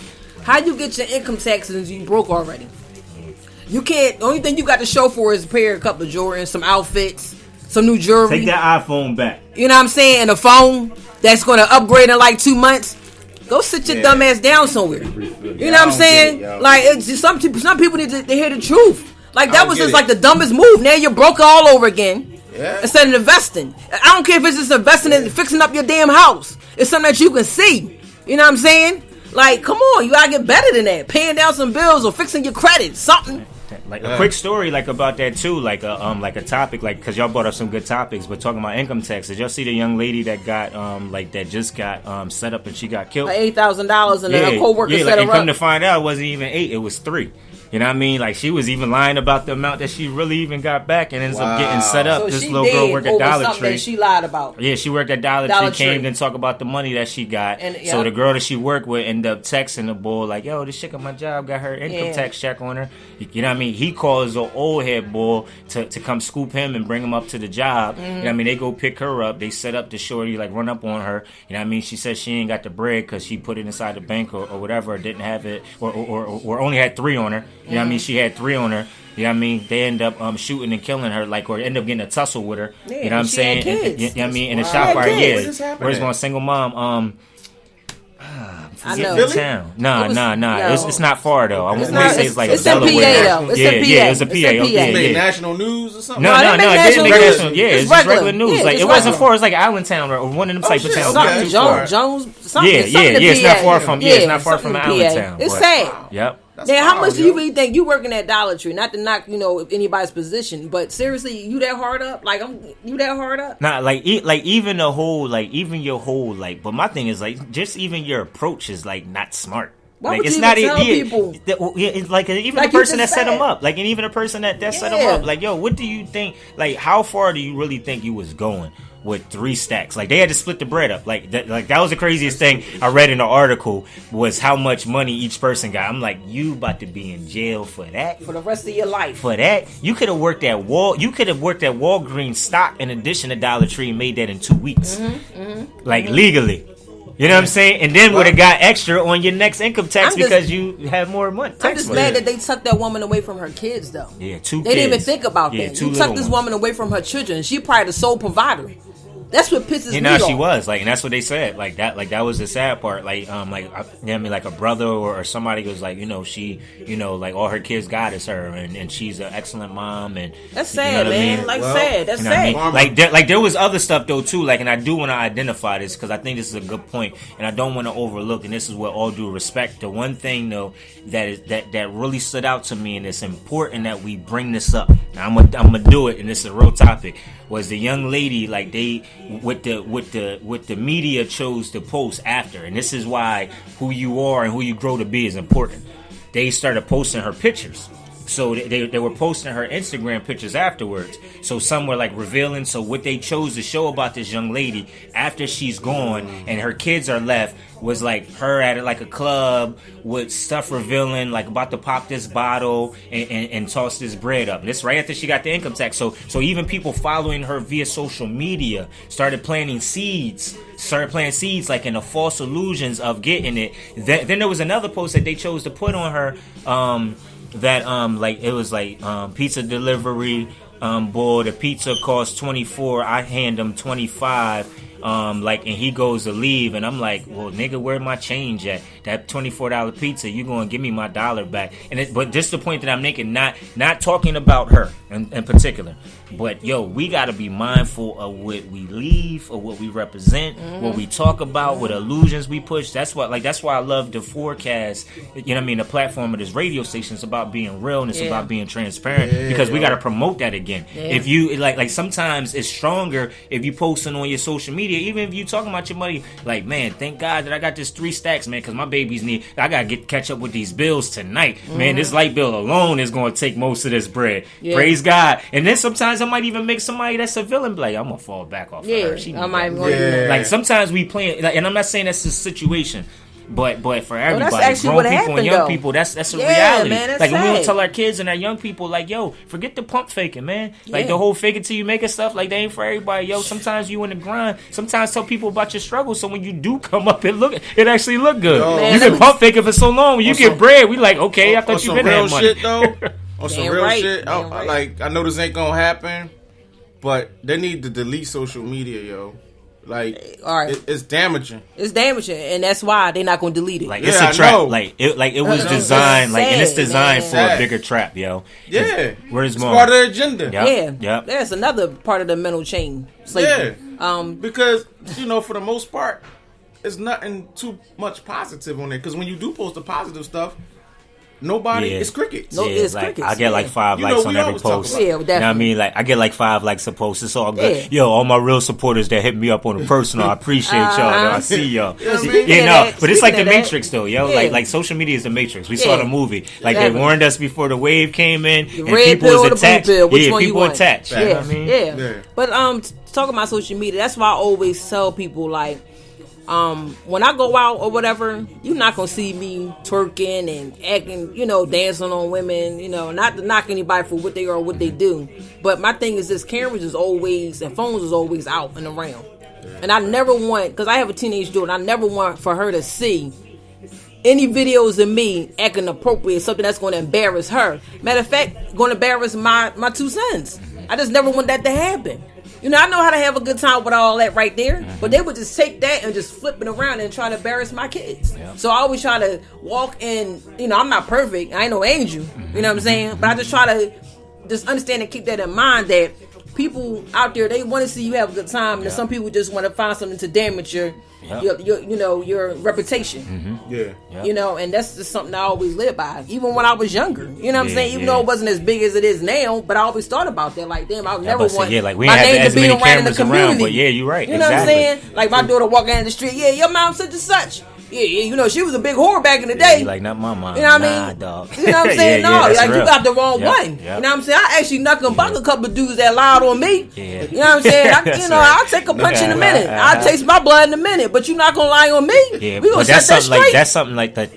That's sad too, man. Because you see a lot of young women like on social media, man. There's a lot of revealing. They don't There's care. a lot of showing. Like, and even as a man, sometimes I'm like, man, yo, like it's crazy. Like you might scroll through a timeline and the first 3 pictures, you're like, oh, she's beautiful, she's pretty, but after a while, you like, yo, like where's the substance that I got to a point where I'm like, yo, I gotta clip some people, even if they supporters or fans. It's like, boo boo, like I ain't trying, you know what I mean? Like this what you do. You got everything out, you know what I mean? Yeah, Like, and then I see your kid in the mirror in the background, like, hold the camera, hold the phone. You know what I mean? Like, or the pictures next to it, you at your son football practice, like with his teammates. But in the next picture, like you in the dress, and you got something popped up, like his friends don't follow his page, and like they don't see your page, and like they daddies or mamas don't see your. You know what I'm saying? Like you don't, like you don't think about effect, that. you know? Yeah, like you had to practice the next day, and the pop's like, yo, you see Shorty IG, yo, she had the tights on yesterday. You know what I mean? Like, yo, she was on the camera showing her leg lifts. Like, you wasn't showing no leg lifts. Yo, you know I exactly what you were showing. Yeah. Like working hard, down 20 pounds. Like, come on, you know what you're doing. And your drawers. Come on. You know what I mean? Like, or tights. Like, your bra and your drawers. Or tights. Like, tights is no different from being naked without seeing the actual image, but the entire illusion is there. Like, come wearing on. tights like, with no drawers yo, on. all due respect to each his own, But but how you know that's they don't have where... no drawers on Ms. 100? Yeah, I'm just saying. Oh, He's all just right. making a point. No, cat got his tongue. Cat got his dung. You know I got a message to you. Hypothetically I speaking. got good eyes. I got 20/20 vision. Hypothetically speaking, he's saying, you know? You got 50/50 vision when it comes to that. I mean, like you said, I heard one day somebody said it's more comfortable without, you know? He's just saying. Right. I'm just saying, y'all. Just try to help. Hey, listen. Lord. All right. Nice alley-oops. But, we're going to get into this interview. Yes.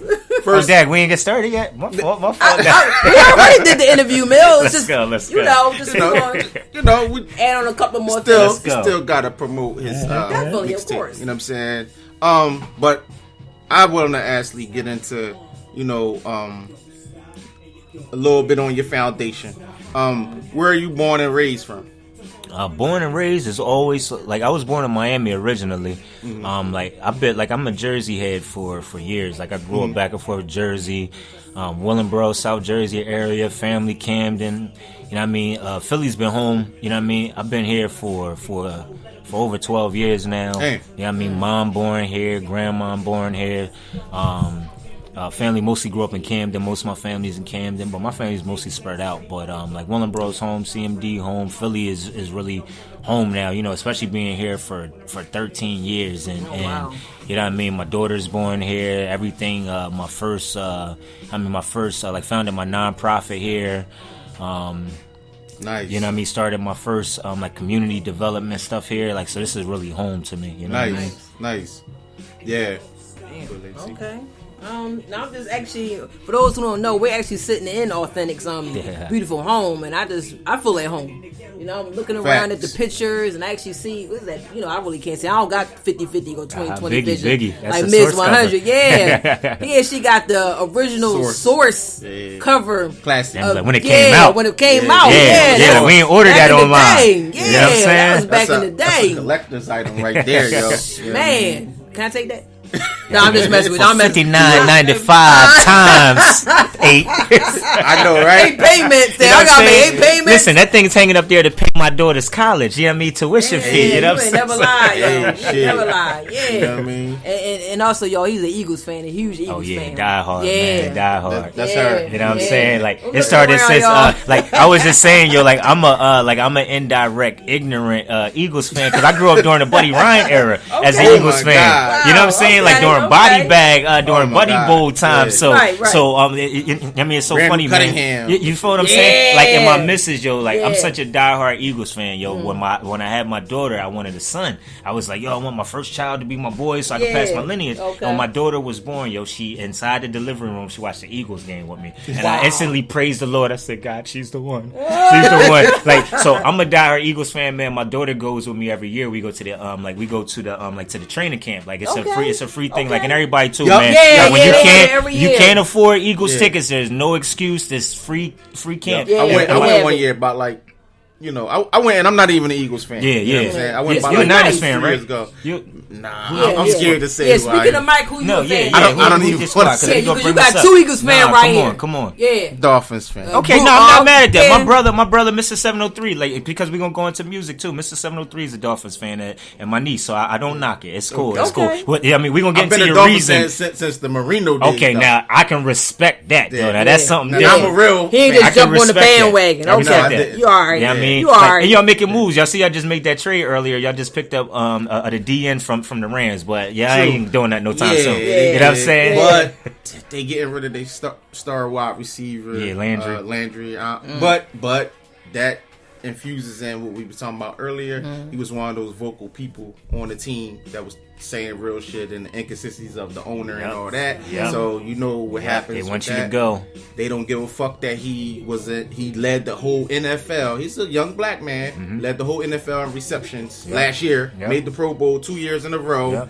He's their star player, but he's the most vocal. Listen, they're letting him go for cap space. It's about the salary and our. That's what they're saying. I mean, because I know the game. Like, I'm a hustler, so I understand the BS, and I'm gonna say the nonsense they tell you for the smokescreen and illusion, opposed to the reality. But forget the Dolphins or whatever they're going through, because we Eagles fans and we riding high. So the whole 2019 season, you will be hearing the defending, you know what I'm saying, Super Bowl, world champion Philadelphia Eagles, all of the entire 2019 season. You got to deal with that. So so like I said, so I'm an Eagles fan, like, so that's why like Philly is home even more, because even growing up in South Jersey, like, we got Philly teams, we got Philly newspaper, we got Philly news, you know what I'm saying? Like, and that was the thing, like, and then even living over here, man, living in every section, man, and really like learning like how diverse Philly is too, man. Like, that's the thing, man. Like, I love about this city, man. We're really a city of neighborhoods. You know what I'm saying? Definitely. Living in West and living in North, and Definitely. I done lived on Main Street in Manayunk, and you know what I'm saying? That's different. Oh, so you have go up there and you wouldn't even think you was in Philly. Yeah, no, exactly. not at all. Crazy. But my question to you was, being so it's like you have a lot on your plate, right? So we're gonna say being a husband first, right? Family, very, I can tell, very family orientated. How do you juggle that? Like, how do you have time, fit all that time in? You know what I'm saying? Yeah, like, realistically, like, just prioritizing, for one, things that like, like, and not to be like on the left field joint, but man, really trying to align myself as much as possible with whatever God got for me right now. Like it's real easy to hustle. It's real easy to bag up work. It's real easy to be able to say, like, this is my agenda, this is what I want to do, but learning how to stop saying, like, all right, every opportunity isn't for me. You know what I mean? Or every situation, like, isn't for me. Like, I gotta decide and pick and choose what is going to benefit my family. Like, especially like having a family now. You like, all right, like, it's about my daughter more now than it's about me. Like the moves I make is like what's going to benefit her even more than me. Like even doing this interview, like this interview is more about, all right, like this is an interview that we're going to talk about real topics, we're going to talk about real issues that's going to educate people outside of this interview. Right. All three of us know the topics, right? But the reason why I'm going to, the reason why I'm going to take my time and invest my time into this, because I know I'm going to sit down with two individuals that got the same mind as me, and we're going to put this in the airwaves, and it's going to be an investment because somebody's going to listen to it. So that's my main thing is doing stuff that I know that has a domino effect, like, or is going to benefit somebody else down the long road. Definitely. Like, and putting that first, but also recognizing too, like, yo, my time is not my own, yo. I could easily be dead or locked up or in jail. Like, wow, I done did everything, you know what I mean, to not be here. I done did everything possible to be serving 35 and for y'all to talk to me through the joint for serving life. And because of that, even more too, like, I don't waste no time whenever I see an opportunity, like whenever I see a need there. Like, I just kind of sort of like, whenever you, like, it's kind of sort of now, like, whenever that open door is there, like, he's really opening them up and just walking through them. That I'm like walking through, but then also recognizing too, sometimes, like, hold up, that door, like, why am I coming to this joint? What is this going to benefit? Coming to the showcase to rap when, you know, it's a prize for $1,000, I'm cool. I don't want to rap for $1,000. I'm all right. Damn, you know, since you actually brought that up, you know, I gotta bring this up. You know, I gotta bring up the story of actually how I first met the Authentic. Okay. This when it was at a show. You was performing at the Rotunda. And it was remember the Rotunda? Yeah, down 40th Street. Yep, the Rotunda joint. Penn. Yeah, this shit, man, this had to be about like 08 or some shit like that. And I know this brother for it's a decade. We a decade. Yeah, it's great. I'm telling you, I'm real MC. Look, you know what I'm saying? Still doing it. This one I was running with, you know, me and Medina Star. I was her manager. Yeah, we had the record label. So I was the A&R/talent scout artist manager. Yep. So she was on that showcase too, performing. Yeah. But I remember that's how far back we go. Yeah. But me, I love music. I know talent. Right. Yeah. And he would listen. Yeah. I seen him. I seen him in the audience. And the name was online. I think there was MySpace back then. I would see the name. MySpace. That's what I'm saying. That's what I'm saying. It go way back. This is when I was doing the music thing hard. And I used to search the internet because that was my job. She was like, yo, you got a good ear for music. Yo, this is your job. Find music. And I heard you on MySpace. But here's the crazy thing.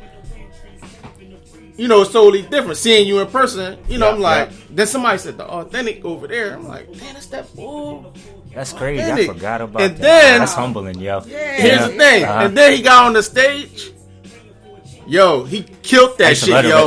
Yo, he remember the Rotunda had no air either? Yeah, so it was summertime. Yeah, so I know you remember. Yep, if you rock, you had to be committed. They had doors open. They had doors open to try to keep the air circulating. See? Yo. Yeah. Yo, listen, yo, see, he got and that's why I love and I respect is where it is. And you know what I rock with him the most? You know, Medina Star, she's a female, you know what I'm saying? So it's different for female artists. But for as the male rappers that was there, he was dressed like he was for business. He ain't have the jersey on, and that's from that era, y'all. I said 2008. It's from that era. The big white tee on. Yo, he had a nice hat on. Yeah, like knowing the wave and the trend. See, like, and the thing was being authentic. Like saying, like, yo, like I don't wear no 5X t-shirt no more. I'm getting a little. I'm becoming grown. Yeah, you old. You know what I'm saying? Like I still felt like you know I had baggy cargo shorts. You know what I mean? A live pair of Nike sneakers, but I had seen this it was like one of the 12 beach hats, like where you go and they got the thread joints. You know what I mean? But it's so funny because I remember now, and it was an Obey t-shirt that had a sister with a fro on it. It said "Power to the People." So I still had my balance. You know what I'm saying? It was still hood, but it was like, yo, like that. His whole everybody dressing like that. Everybody got a 5X t-shirt and baggy jeans. And then he got up on the joint. His flow was crazy. Spit more hood than everybody. Listen, he had stage. Look, he had stage presence. He had his cadence, his flow. He had breath control. He controlled. You know, that's important. For those who out there listening, MC means move the crowd. Yeah. He was moving the crowd. He had his eyes was touching the audience. See, I used to go deep with it. When I ain't with the record label stuff no more, I used to go deep with this stuff. You know what I'm saying? So that was my job. I was looking for all that. And I was humble enough. He got off the stage. I was like, damn, bro, you killed it. And you know me. I ain't on no corny shit. If I give props where it's due. I ain't big enough. You know how Philly could be, or people anywhere. Like, and it's so funny you say that, because even as the artist, man, like, I've never been the type, just because somebody say, like, yo, I appreciate that. Good look, bro. Like, nah, like, yo, bro, I really appreciate that. Because I also feel the opposite, too. Like, we don't have enough if somebody kill it to really show love. Like, I've always been, like, and he'll tell you even at that show, every other artist, when they rock, even me waiting to perform, I ain't sitting there like, yeah, this nigga, alright. I'm the type as an artist, even if you going up 3 artists before me, if your song rock and you spitting, even if you have decent, you know what I mean? I'm to the point, even if you have decent and you just got a flow and you got good music, I'm gonna stand up like, all right, I hear you. Okay, you know what I'm saying? Like, yo, this is cool. Like, even if it's a 7, yo, this is cool, man. This is like, you different. You don't sound like nobody else. You know? And I'm gonna tell you something. It's funny. If she listens, she probably get mad at, but I don't give a fuck. And she seen me over there politicking, Medina, and she said, "Yo, because she knew you." She was like, "Yeah, you know, it's authentic, whatever." She said, "Man, I've been listening to him." She said, "I want to get on a song with him." She said, "Yo." Since you was talking to him, I think we exchanged numbers. She said, "Yo, you gotta make it happen where we get on a song together." And I was like, "Bet." She said, "Yeah." And then, yo, we gonna sign him, yo. We gonna sign that boy. We gonna. I would have signed with Miss too. I would have signed with Miss. I would have we was running around. We had all types of artists we was working with. It was a lot of shit going on. I had the investor funds and everything, Medina. You know how to rock with y'all. No. But that's one thing too, man. Like, and that's what gives even this show even more credibility, man. You know, you know what I mean? Like, you're not no fly by night dude that's just picking up a mic and saying, yo, I want to talk about music. Like, you've been invested in this culture. Like, no, like, and you are, and you've been. And that's something that you got to realize even about yourself, bro. Because like you said, bro, that was a decade ago, man. Like, you know how many people rap for 2 years or come out with radio shows for 3 years and then, all right, life is life. Because it is. Like, life get real. We all got light bills and kids and situations. You know what I mean? But you've been invested, because the name Medina Star, like, is still, as far as hip hop, as far as a female MC, like, she's synonymous to me with a Lauryn Hill as far as my personal life.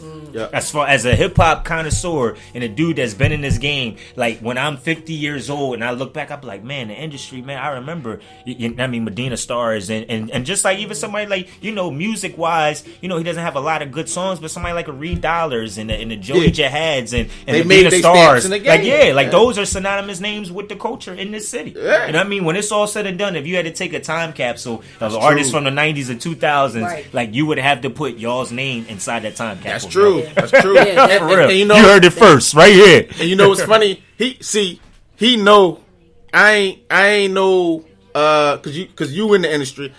I ain't that Hollywood motherfucker. I don't spin motherfuckers. You know how that shit go. Yeah, bro, your shit hot, man. Change numbers and don't hit nobody up. Exactly. You know I ain't like that. Like, he hit me one time. He like, yo, I got a show, bro. Whatever. It's that second come out. Well, I showed the I showed the fuck up. The camera out and everything. You know what I'm saying? Paid whatever. I was there by myself. There by myself, waiting for him to perform. A real hip hop head. I was waiting for him to perform. It was some other people performing, no names mentioned. That I'm like, okay. Yeah, like, now I finally see you. That's what all the buzz was for. Because What You Call was there too. And it was a lot of big names that joined. Yeah, it was a lot of big names that joined. And it's crazy. That was me and his first time meeting eye to eye, because we talked a lot, like, through online stuff. I did his interview through my music website, and me and his manager had talked quite a few times. So at your show, like Jody and Jody, and at your show. Is when me and him, you bridge. Y'all heard it first. Showed authentic though alley oops upstairs. Like, real like, it's so funny that you say that, man. Like, and even going to the music, like, that became my AKA name in the city, is the bridge. Like, as a hip hop artist, because you know what I mean. Like, I never cared about, you know what I mean, like, my name being in lights as much as me being able to throw an alley oop up to advance you. Like, I'd rather be that dude where you like, yo, Authentic is my man. Yo, he connected me with such and such. Y'all, like, I don't gotta be that person in the forefront. I'd rather be that person in the back of everybody everybody's mind and back of everybody's heart, like, yo, he a real dude, yo. Even if he don't rock with you, like, he'll be like, yo, bro, you just dropped that 10 on the floor. It fell out your pocket, man. Yeah. I'm cool. I ain't trying to take your $10. Yeah. You know what I'm saying? Like, it's a rarity. We don't have no, like, and I'm sorry, like, I'm from that generation. Like, that's what a gangster was. When I watch Heat and I watch Goodfellas and I watch Casino, you know what I mean? The gangsters that I watch carried themselves with a certain dignity, a pride, open up a door for a sister. You know what I mean? Respect you as a certain type of way. The gangster wasn't the ball with no belt on. That's a thug. Like, you a reckless hands hanging off his ass. Yeah, like, you a reckless thug. And that's you, that's cool. If I gotta take you out, I'm gonna take you out 3 o'clock in the morning. Don't nobody know. Gotta bury you somewhere. Forget about it. Forget about it. Look, my pops came up here during Christmas. Was like, son, why you got a metal shovel on your? You know what? I'm sorry for even asking. I'm like, yeah, don't ask no more questions, pops. Shout out to my OG. Yeah, yo. But so let the listeners know the name of this project that you got. That you is it out already or? Yeah. Like, let's talk about it. So I got the United We Stand mixtape that's out right now. That's the I know about that. That this track is on. Heaven and Earth featuring Pete Rock. I got a couple joints with Fess. Don't Fly Away, like Dreams Fly Away is a joint I got with Fess. I got tracks with Mr. 703. I got a track with Mr. Fickle. Shout out to Mr. Fickle from Camden.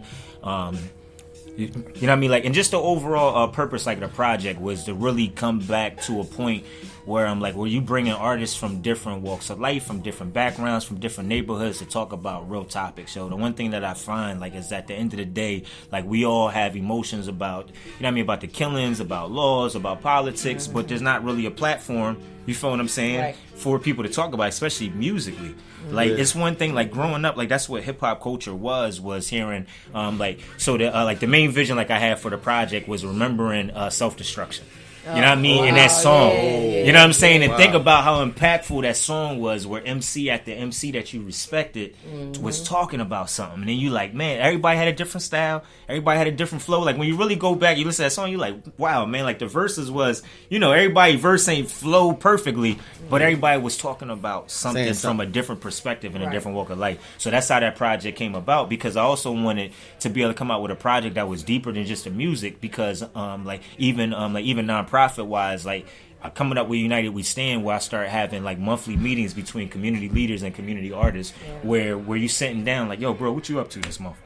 You know what I mean? Like, or what project you doing? Like, or what album you got? Or you know what I mean? Like, or where you got a show at? So maybe somebody that helps with women that are fighting domestic violence can set up a resource table at your show.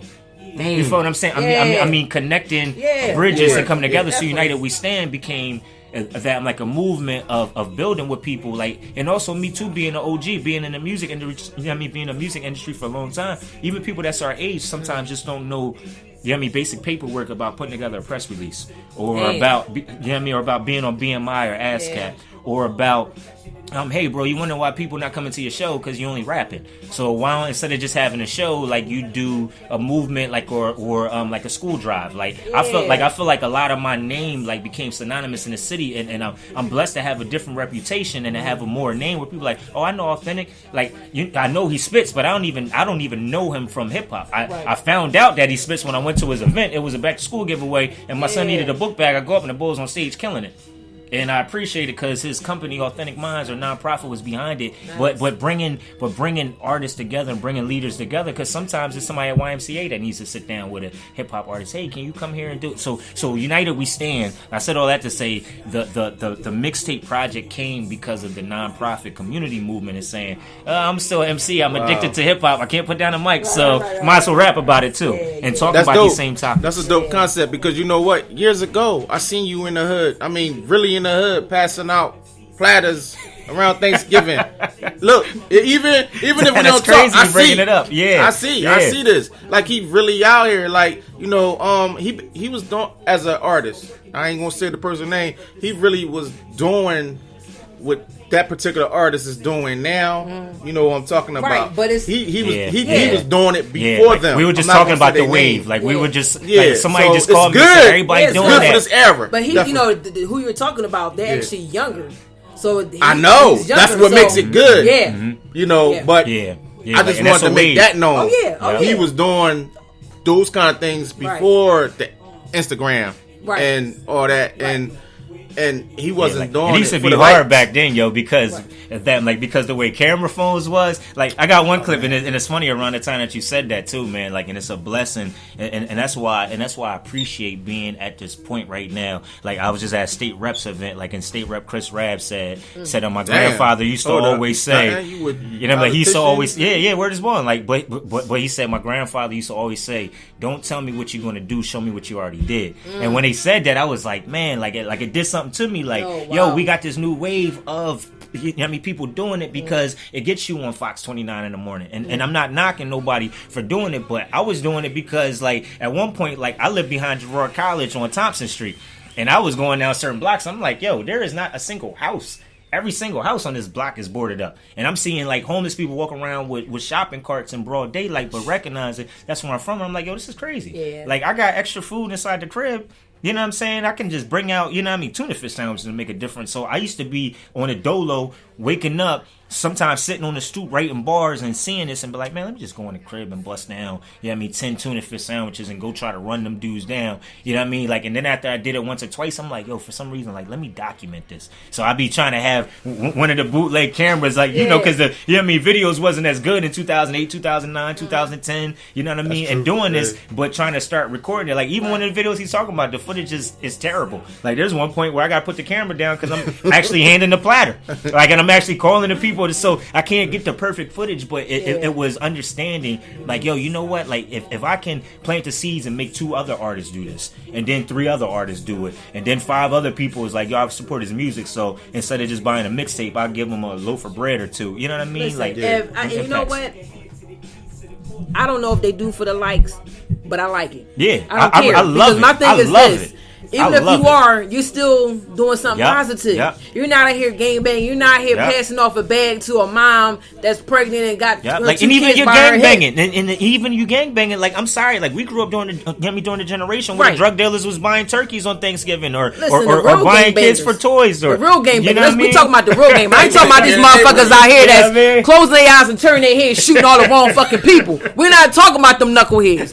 I'm talking about back in my day when the motherfuckers watched the block. Your cars wasn't getting busted into or taken. You know what I'm saying? Everybody was eating. If they saw you fucked up, your sneakers messed up, time to go back to school, they was giving. You know what I mean? Yeah, let me holler at you, young boy. Let me take care because I know what your mom going to do. Matter of fact, I just sold your mom something. That's why, you know what I mean? I got to make sure I look out for you. Because she done gave me, exactly. Because she done gave me all money. So I feel bad now. I'm just going to give it back. I'm talking about those type motherfuckers. Yeah, you know what I'm saying? Not these motherfuckers right now that's they close too fucking tight. You know what I'm saying? That if they was to get caught up by the cops and hemmed up, they caught because they can't even fucking run. I just saw a crazy article, a health article too, because y'all bring up interesting topics saying that 85 to 90% of people that wear jeans inside those sizes is part of the Tambourine Club. I thought that was the interesting article. This was like what's Tambourine? That, like, y'all remember that from the? I don't know the that's like the nice way of saying that from back when Tyler Perry had. It was still the stage performance. I stopped watching them since the stage performance. But the old man with the what's the name was like he can't. He said, "Oh, he part of the Tambourine Club. Yeah. He part of the Tambourine Club." Yeah, but it was a whole article. It was a whole health article. Like they did medical research showing that most men that wear jeans are attracted to other men. I was like, well, that's not news. I mean, teach his own. I don't give a fuck. That's yeah. You know what I'm saying? But it's right though. Yeah. I mean, but my thing is, don't be out here. Don't be hard. So hard. Yeah, don't be gangster with tight jeans. Rough. I'm sorry. Y'all know nigga old, man. You know what I mean? Like, cause my thing was like, I'm from a generation when we was tough that you had to have some leg movement in case you got to throw hands. Oh my god! I need to move, bro. Yeah. I need to move just in case. You know what I'm saying? It's okay if you want to get knocked out and get the water thrown on you. Like, you get up now, I'm done. It don't matter to me. It is what it is. I don't give a fuck. Yeah, I mean, like on Friday when they had to splash the water on him. Squirming around like a little fish. Yeah, you know. Nice and wet, little fishy. Damn. Yeah, you know. Yeah, we wild. Hood genius. Hood genius. Yeah, we about with the authentic. And I want to say something towards the end. I want to do something a little different. Yeah. Go ahead. Okay, so that's it? You don't got nothing else to say? No, I'm gonna say. You good? Yeah, I'm Miz, good. Authentic? Yeah, no, just let me chime in too. Like, y'all make sure y'all definitely support United We Stand mixtape. I guarantee you'll definitely appreciate the content, man. If you appreciate, you know what I mean? Like, let me just say this, yo. Somebody that takes out time to actually you know what I mean, make music that you're going to listen to. Not me, you know what I mean, drinking a bottle and popping, you know what I mean, prescription pills and going in there and just saying whatever emotion I have at the, you know what I mean, or whatever. Like, but me, like, really going in and sharing thoughts and experiences and that I'm like in feelings, like in testimony, like, and talk about what's going on in the world today, man. Like this, where's one? Some of the same topics that we talking about on Hood Genius Radio is also what's displayed on the actual music as well too. Like a One Nation Under God album, dropping around Memorial Day. Definitely shout out to Fest Got You. Definitely shout out to TMG Productions and Studios, my producer Big Leaf, my squad, you know what I mean, my cousin Cash, my family, you know what I mean, the Deaconess, Authentic Minds. We do a lot as well too within the community. We actually currently have a book drive going on right now to support Haverford Learning Center, also the Burn House Crisis Nursery as well. So just, man, support the movement, man. Things is deeper than music and deeper than entertainment, man. Just make a difference in your community. Y'all can also email if you're interested in supporting anything non-profit wise, authenticminds@gmail.com. Regular spelling, I ain't doing no extra spelling and none of that. Authentic. If you don't know how to spell authentic, Google it. Open up your phone and your Chrome browser and type in a word, and if it's incorrect, it will correct it for you. You don't even gotta type it. Now you just speak. You know what I mean? authenticminds@gmail.com. Like, follow me on Instagram, man. Like, you can't get in without me giving permission, but check me out. I'm gonna check out your profile first, make sure you ain't, you know what I mean, no stalker. _authentic at Instagram and all that good stuff. Yo, keep supporting Hood Genius though, you know what I mean? Yeah, or you gotta make sure that they not a Fed agent and in the profile pic with their legs bust open with their cock showing or something. Hip-hop cops. You know what I'm saying? It's crazy. He went hard, right? Yeah. What you want to say about that? I knew he had something else to say. That's why I'm like, you sure? I knew he was gonna have something to say. You know what I'm saying? Because that's how we do. Like, even with this mic off, y'all. For those who don't know, we gonna still be sitting here talking. I smell some aroma of food being cooked. Yeah, everybody knows I'm greedy. You know what I'm saying? Check on my IG page. I got a little girl dancing and shaking after she eating. That's me, y'all. And I'm shaking right now. I got my little dance going on because I love to eat. But we've adopted a new family here, y'all. You know, so I just want to say, you know, I think you was already, you are authentic. You're also a Hood Genius. You're official Hood Genius. You know what I'm saying? We family now because you about to feed us, right? Yep, we definitely family. We are family. Yeah, I mean, Mikasa Sukasa. And you gave us some wine too? Oh, definitely. You got extra bed somewhere? Look, we got the blow up joint, sleeping bags, extra room, everything. That's what it's set up for. You know what I mean? Authentic Minds. Okay, that's what I'm talking about. I mean, like, we trying to do it like the Wu Mansion from back in the day. That's what I'm talking about. Yeah. So I know we usually end it, you know, with Miz saying, you know, his famous quote. And for those who know, he actually has shirts out there with Dream Heart Don't Sleep Forever. Back, actually. Yeah, you need to. You need to. They was definitely right. So I just want to say to those out there, you know, wake up, y'all. Definitely, you gotta wake up. Take those mental chains off. Become open minded to accept things from people that look like you in a positive way, and stop knocking. You know what I'm saying? Each one teach one to love each other, man. Live, laugh, and you know, let go. That's the only way you gonna do it. You know what I'm saying? And that's it. Peace. You are now an official Hood Genius. Thanks for listening.